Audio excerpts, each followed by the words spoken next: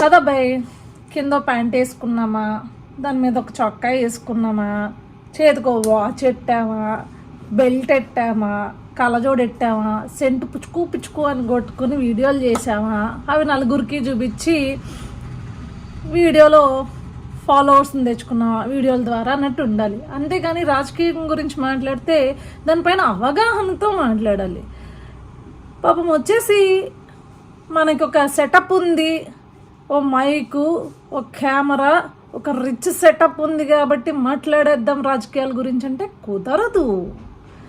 ఏదో అన్నాం, ఉచిత ఇసుక విధానం గురించి అన్నారు, పాత రేట్ల మీద నడుస్తున్నాయి అన్నాం. ఉచిత ఇసుక విధానం పాలసీ అమలు అయ్యింది, అమలు జరిగింది, ఉచితంగా ప్రజలు ఇసుక తీసుకెళ్తున్నారు. ఎస్, రేట్లు ఉంటాయి, గత ప్రభుత్వం కన్నా పోలిస్తే తక్కువ రేటుకే ఈరోజు ప్రభుత్వం ఇస్తుంది. ఆ రేటు దేనికి పడుతుంది అంటే జేసీబీల ద్వారా ఆ ఇసుకని ఒక చోటకి చేర్చి దాన్ని ట్రక్కుల ద్వారా కనుక తీసుకుని వెళ్తే దానికి జరిగే అంటే అక్కడ మ్యాన్ కైండ్ ఆఫ్ వర్క్ ఏదైతే నడుస్తుందో వాళ్ళకి పే చేయడం కోసం రీజనబుల్ ప్రైజెస్ కలెక్ట్ చేసుకుంటారు.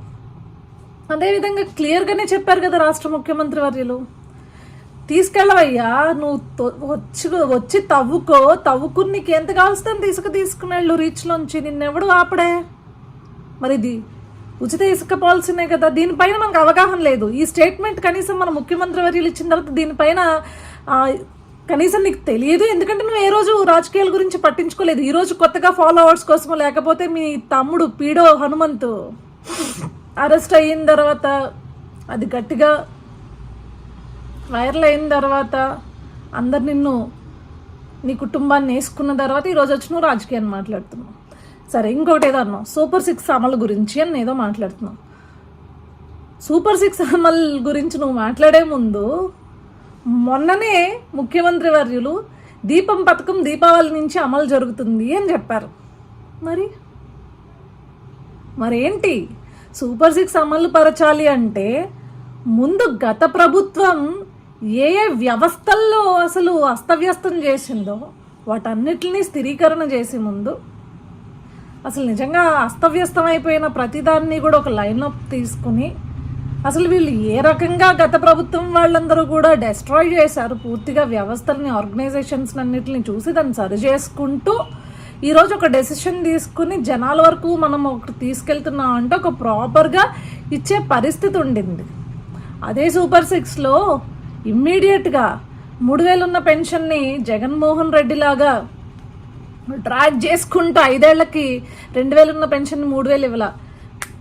విత్ ఇన్ ద డే ఆయన వచ్చిన వెంటనే 2 నెలలు ఏదైతే ఎలక్షన్ టైంలో ఇవ్వని పెన్షన్లు ఉన్నాయో అంటే అప్పుడు ఇవ్వాల్సిన పెన్షన్స్ కూడా అంటే 3000 ఇస్తే వాటికి కూడా అమౌంట్ ఆ 1000 కూడా కలిపి మొత్తం 7000 రూపాయలు పెన్షన్లు ఆ రోజు ఇవ్వడం జరిగింది. మరి దాని గురించి మాట్లాడవే, ఒక సిస్టమ్ని రన్ చేయాలి అన్నప్పుడు దాన్ని ఒక పద్ధతిలో నడుపుతున్నప్పుడు కొంత టైం పడుతుంది. ఎందుకంటే వేరే వాళ్ళ దగ్గర నుంచి ప్రభుత్వం అంటే ఒక ప్రభుత్వం మారినప్పుడు ఆ ముందు ప్రభుత్వం చేసిన అస్తవ్యస్తమైన పరిపాలనని ఒక మానిటర్ చేసుకుంటూ వాటి డాక్యుమెంటేషన్ అంతా కరెక్ట్ చేసుకుంటూ ఎక్కడ తప్పులు జరిగాయో ఆ తప్పులన్నింటినీ ఫైండ్ అవుట్ చేసుకుంటూ రావడానికి టైం పడుతుంది.